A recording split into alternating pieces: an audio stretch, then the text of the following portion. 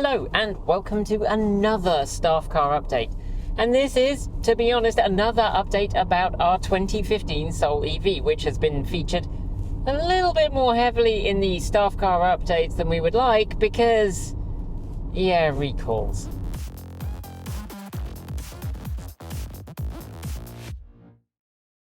Okay, so let's just recap so you don't have to rewatch all of the videos.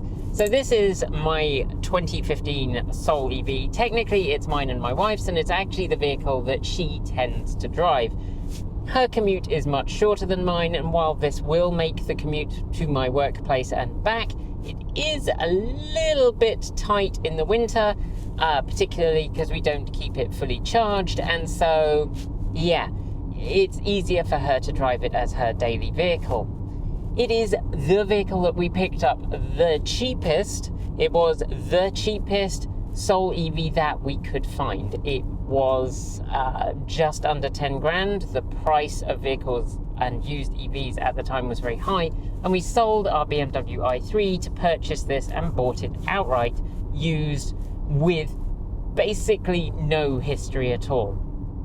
And when we updated you, not last time, but the time before, I told you that we were going to check the battery pack. So in that video, we checked the battery pack, and I was astonished because our car has over 90,000 miles on it.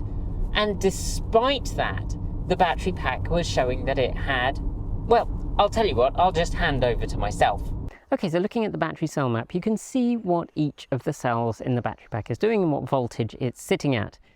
In this case, all of the cells are sitting at either 3.96 or 3.98 volts. There aren't really any cells sitting significantly far away from that, which suggests that the battery is actually in pretty good shape.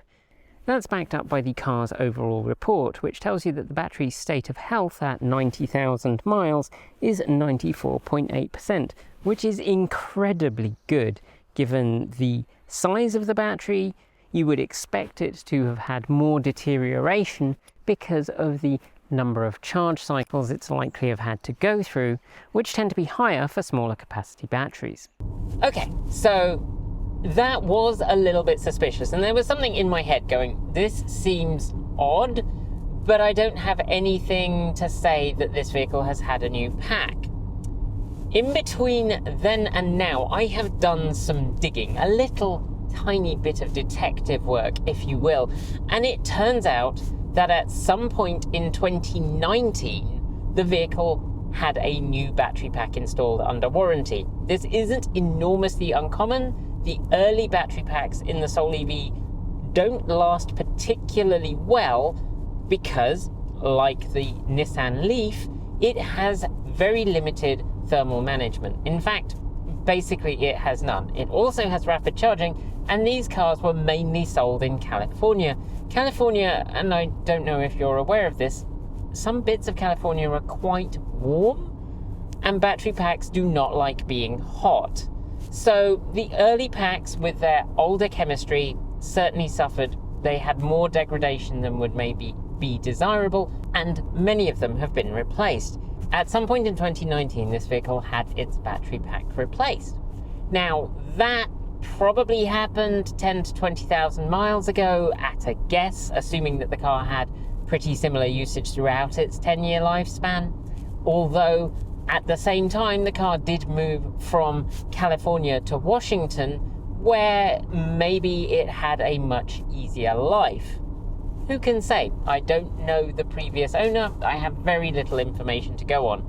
In fact, the information that I do have to go on, I shouldn't really have, but hey, we now know that this vehicle has the battery pack replaced, which explains why when I originally looked for the battery recall, it said this vehicle wasn't affected, because this vehicle had a later pack installed, the E400 pack. It had to wait for Kia to extend the announcement to cover this vehicle and tell me that this particular vehicle had been affected because of the battery replacement installed in it.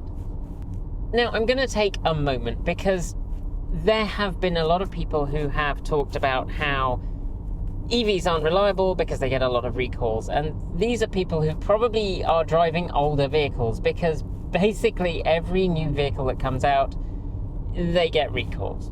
They get recalls because modern vehicles are filled with computer systems. They're filled with complex systems to manage the vehicle, whether they are electric or gasoline or diesel or steam powered. You have a lot of complex interlinked components. Those components are controlled by computers. Those computers may need software updates, and you know what? Those things do have problems. People make mistakes. Things become apparent after a vehicle has been on the road some time and testing didn't reveal that particular bug. A software update often is the fix. There are also the kinds of problems that happen because, modern vehicles are designed often to a price. That means that sometimes components are designed to a price and they fail prematurely. In that case, the manufacturer may have to do a safety recall. This vehicle has been subject to a total of 7 recalls during its lifetime, and this, the most recent battery recall, is actually the first battery recall that it has had. So at nearly 10 years old, they discovered that there was a problem, and not a problem with the original packs that were installed, a problem with the packs that were installed later as part of warranty work. Now, those packs that were installed in those 2015 to 2019 Soul EVs, they have a problem. And it's actually very similar to the problem that the Bolt EV has, which is that it sounds like there's a separator issue. Now, I went off on one whole long ramble the last time I did this and then completely forgot to talk about the actual problem, so I'm not going to do that again. Now, I've pulled over because I just want to be quite clear about this, and concentrating on this and looking at the recall notice information is something that I don't want to do while driving. I don't think that would be appropriate. So the 2015 to 2019 Soul EVs that were fitted with the E400 battery from SK Innovation, they are subject to this recall. And the recall occurred because what has happened over time is they've realized that a process within the battery causes a precipitate to form that can cause an electrical short. Now, this sounds very similar to the problems that LG Chem had with their Bolt batteries, where there was a separator issue and where changes in the battery over time meant that separator didn't work as well, generating a short and then potentially generating a fire. And I know last time I talked about this, I went off on this whole ramble about precipitation and rain. That is because I thought I was being funny, and then I forgot to record the main section and didn't notice when I was editing because I was doing it in a hurry. So I owe you all an apology. I am sorry. That was my own mistake and I own it. Anyway, so 2015 to 2019 model year Soul EV, and this only affects ones with the E400 battery. So originally they said that when we got our recall they would install a software update for the battery management system. That ended up being rather more complicated because it turns out that it depends on which version of the vehicle you have. Earlier versions of the Soul EV, well, they have a different battery management system. They have different cabling. And while the different battery management system and cabling was capable of coping with the E400 battery that could be installed under warranty, turns out not so much if you want to install this new software update. So I have here the safety recall campaign. This bulletin goes out to the mechanics. When I originally took the car to them, or when I originally booked it in, Kia said, hey, you'll need to bring the car in. It'll be a 2-day process. We will just update the firmware. There will be some battery testing. And then after that, you'll get the car back. So I took it to them, and it turns out this was a communication issue. The mechanic looked at the car and was like, no, we need to order some parts because this vehicle isn't one where we can just do the battery management system update. And that is because it seems like Kia doesn't keep very close records on what exactly has happened to each vehicle. I would think this stuff should be stored somewhere, but talking to our local garage, they told us that they have very limited access to a car's history. They don't know what has happened to a car in the past. They aren't able to pull like a full service history for a vehicle from Kia, which seems silly. But anyway, so for 2018 and 2019, they just update the battery management system with new software, inspect the high voltage battery with the data that produces, and decide whether it needs to be replaced. For 2015 to 2017 Sol EVs, so those are manufactured from July 2014 through to June 2017, and they have had a E400 battery replacement, so they do actually list the specific part numbers if you need to check that yourself. They first have to replace the BMS and voltage temperature sensor wiring harness before they can update the BMS with new software, and then inspect the battery to find out if there's a problem. So that meant that the vehicle was there. It actually was there only for a day and a half, I think. So our vehicle at the garage, the first thing that they had to do is remove the battery pack. They had to drop it out of the vehicle. Then they had to open it, replace the battery management system, which is inside that case, and then replace the harness, which I will put some of these images up on screen because it does actually have some images in here to show you what they had to do. I did contact our garage and ask if we could film, and unfortunately they did not say yes. I did ask Kia what the difference is between the two battery management systems. That information was not shared. They didn't reply to that email. I also asked Kia what further data the battery management system is providing.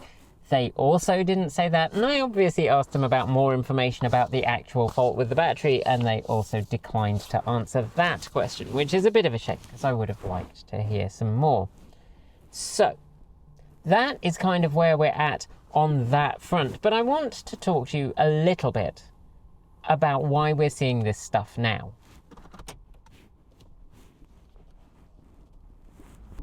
So obviously we have seen some fairly significant battery recalls. There's been the Chevrolet Bolt recall, which is wending its way to a hopeful conclusion.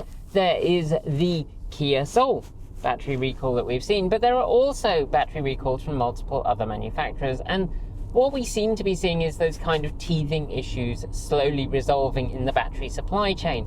But also what we're now seeing more is this change from, well, we're going to replace your whole battery, to instead we're going to monitor it, which is something that Chevrolet initially tried to do with the Bolt recall and then decided against it, and then ended up going back to that as their final fix for vehicles that didn't end up getting a new battery. What we've seen from Kia is the same thing, that we have now learnt enough about batteries that they think that they can monitor them safely even when they have a manufacturing defect potentially there. And what we're seeing really is the culmination of many years of research. When we went to WAE in England, we saw that they have really managed to use machine learning to get a much better picture of what is going on inside the battery pack. They have managed to use those systems to get much more data and to get a much more fine-grained understanding that allows them, in their case, to enable faster charging and also to provide information about how a vehicle's battery pack is performing. And what we're seeing here is mainly that the battery management systems that were installed 10 years ago are nowhere near as capable as the ones installed today. And that means that we probably will see some shifts over the years as manufacturers realize that perhaps they need to get more information from a vehicle to make sure that they're really monitoring that vehicle as well as possible. Now, a lot of people have also commented, well, you know, EVs are terrible because you've got these recalls and you can't use them. To be honest, we have done nothing different in the period between the recall being initiated and us having what we're told is the final fix. The vehicle has continued to perform exactly as it should. It's still, because the battery is in such good condition, has given us a really good range. And we typically don't charge to 100%, but they didn't tell us not to, so we could have. We typically charge to about 90%. We'd like to keep this battery pack healthy as long as possible. Hopefully being in the cool, damp environs of Washington will help it stay at least a more comfortable temperature for itself. And also, we don't use this as our main day-to-day vehicle for long journeys, so it doesn't get rapid charged. And since that's one of the things that can cause vehicles without thermal management systems to have problems with their battery packs. Lots of rapid charging without thermal management means those batteries get hot. This is really an ideal car for the city. I mean, for me, this is an ideal car for long distances because it's the kind of size I like vehicles to be. But for most people, this works really well as a city vehicle, and the kind of range it offers allows you to do that really well, really easily. And frankly, I'm still very happy with our purchase.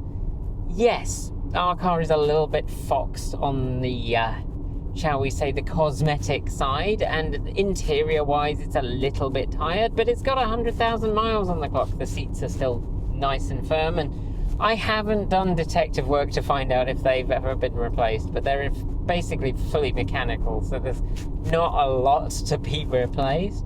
Everything else works pretty much as it should, apart from, as I mentioned last time, that GPS.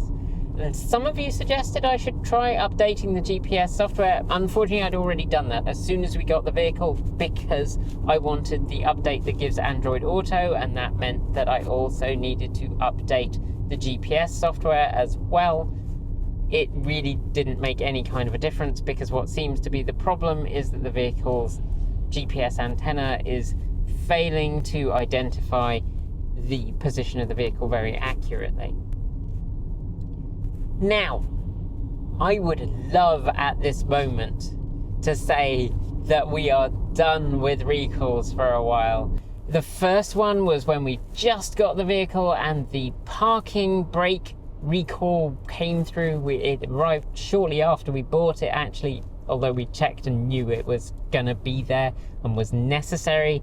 And that is because in the 2015 to 2019 Soul EV, the parking pole doesn't always engage properly when you put it into park, and if you turned the vehicle off with that in that state, it might, quote, roll away, which would be bad. However, both me and my wife generally by default put the parking brake on, so it wasn't really an issue. That update was a software update. We took it to the dealer, they had it for a few hours and then gave us the car back. Unfortunately, we then had the battery recall update, so that has gone through. That took a couple of days. On the day that I came out to make this video, and you know, it's starting to make me not want to make videos about the Soul EV, because we do seem to, every time I make a video, there seems to be another problem. It turns out that Kia did not manage to fix the parking pole update correctly the first time, so they are now issuing a recall for the recall because the vehicle has to go back and have a different parking update. Nice straight stretch of road, plenty of visibility, so I can pull over and read you this. So this is NHTSA campaign number 23V724000 if you need to look it up. This is for the Kia Soul 2015 to 2019 certain Kia Soul EV vehicles. The parking mechanism may be damaged, which can result in unintended vehicle movement when the gear shift is in the Park P position and the parking brake is not applied while the vehicle is powered on. So it's slightly different to the previous recall, which was when the vehicle was powered off. So I don't know what this one is going to do, whether it's going to default to you put the vehicle in P and then it engages the parking brake, because that's not what it does at the moment, but that would clearly be a fix that they could use. We'll find out. I may or may not make a video about that one because it's such a quick update, it's probably not worth it. Maybe we'll make an update when we finally hit 100,000 miles. Maybe not. We'll see. Let us know if you would like us to do that. So again, I think it's really important to reiterate, yes, it's a staff car update where I am again talking about a recall, and this vehicle seems to have been cursed since we bought it, in the sense of we bought it knowing there was a recall, then a few months later we got this other recall, actually it's about a year later, and then now we're back at there's another outstanding recall. And you know, it is a little bit irritating in that for me, my dealer doesn't have loan vehicles available, so that means that I have to basically spend the day either traveling to and from, using my e-bike to just ride across the city. It's like a 25-minute ride across the city if I take the e-bike, which is actually pretty nice. But then I have to go back and get the car, so it's, you know, it ends up being a morning or an afternoon that's kind of taken up with the vehicle, which is kind of irritating. But to be honest, if I had any vehicle, that would happen. And even if I didn't, if it doesn't have recalls, if it's of an age like this, I've owned gas cars that are 10, 15 years old. Things go wrong.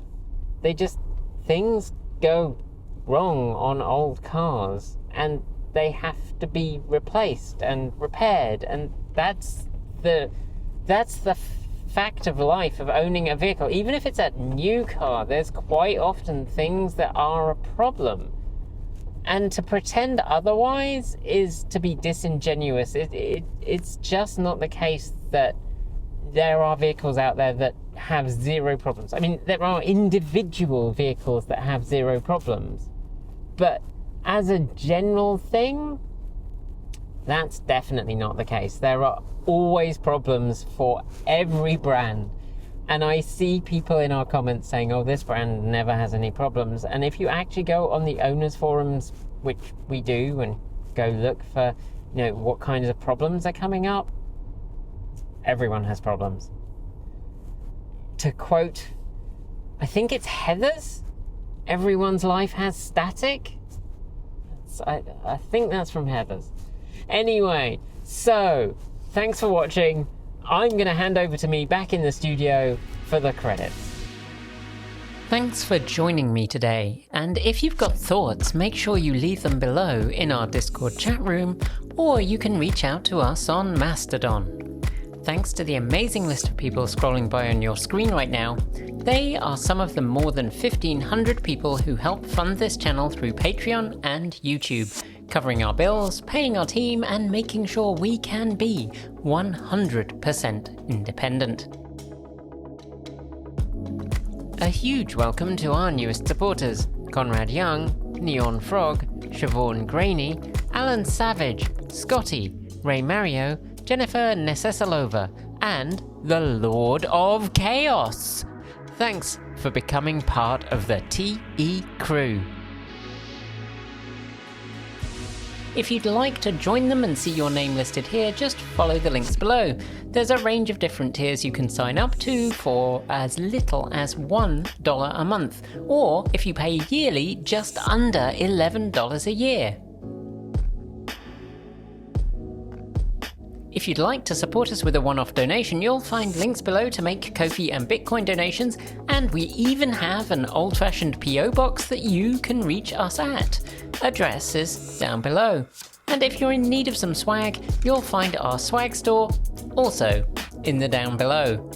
We've got some great content coming up, so make sure you're subscribed on PeerTube or YouTube, and we'll see you soon. We make new videos every Monday, Wednesday, Friday, and Saturday and Sunday.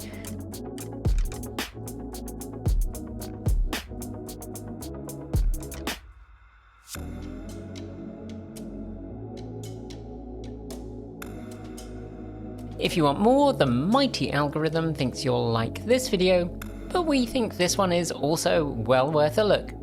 See you soon, and as always, keep evolving!